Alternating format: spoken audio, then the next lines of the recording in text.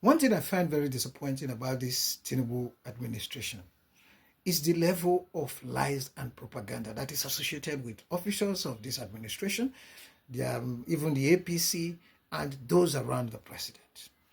Now, and it's even more disappointing because most of these lies and propaganda are against the administration they took over from.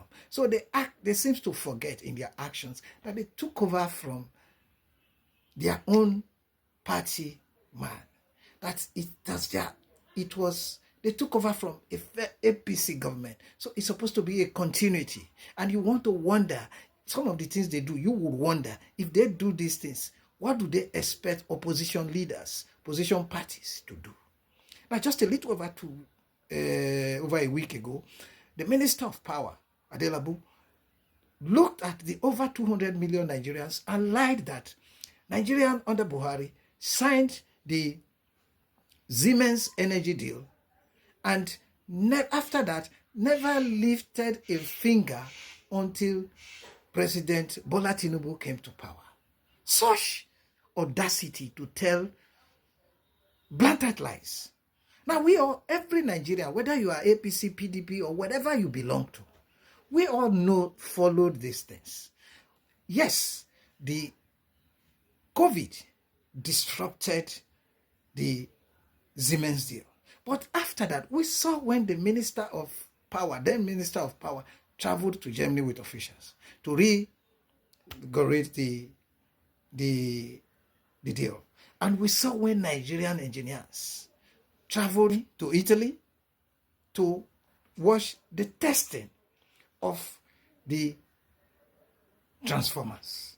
And Nigerians, the videos are everywhere. Pictures and videos are everywhere. We all saw when the first batch even of about 6 of those Mobility transformers landed the shores of Nigeria. And as at that time, the remaining were onshore.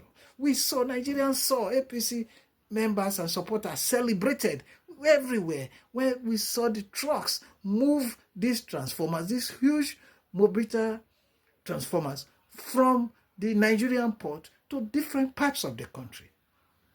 We saw that one of them was very first one was installed in Ajah in Lagos. And the second one was installed in Apo, Abuja, not far from even where I live, and something I have seen live then before even Tinubu came to power. We saw all these things in different parts of the country. They were installed. But a minister, somebody applying such a high office, can look at Nigerians, stand before cameras, and tell such lies. Now, Senator Solomon Adeola again looked at Nigerians and lied that President Muhammadu Buhari borrowed $400 billion. $400 billion, not 400 billionaire. But meanwhile, as at when President Muhammadu Buhari took over power from Jonathan on May 29, 2015, according to DMO, the Nigerian debt stood at $63 billion. $63 billion. And as at when President Muhammadu Buhari left office on May 29, 2023, same DMO, according to the same DMO, the Nigerian debt stood at $108.3 billion. That is $44 billion more than the $63 billion President Muhammadu Buhari inherited. And yet, a senator, a former senator, that's a man that has been elected to such an office, can be so ignorant and even, I don't know, with numbers, can have such huge problems with numbers to come out to say Buhari borrowed $400 billion. 400. And as usual, our press, the media, they are running with it. Now, at the end of the day, you say there is problem.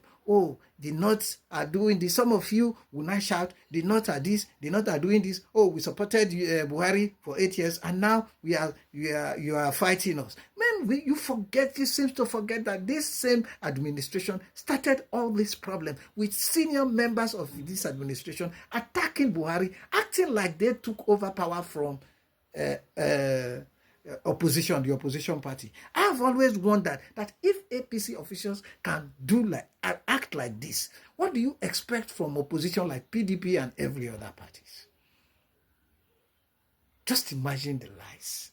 You will ask yourself, to what end? What do you want to achieve? And in all this, we've seen several of them, from the National Security Advisor to ministers like Festus Keyamo and everybody. Betta Edu, when she was everybody. And in all this, the president has not said a word, has kept quiet. So to me, it looks like a policy in this administration to tell lies. It looks like a policy to me in this administration to mislead the public, and it looks like a policy to attack the administration of former President Muhammadu Buhari. I don't know what they intend to achieve from this, but elections are coming. We are seeing all the things that are going on, and we are watching how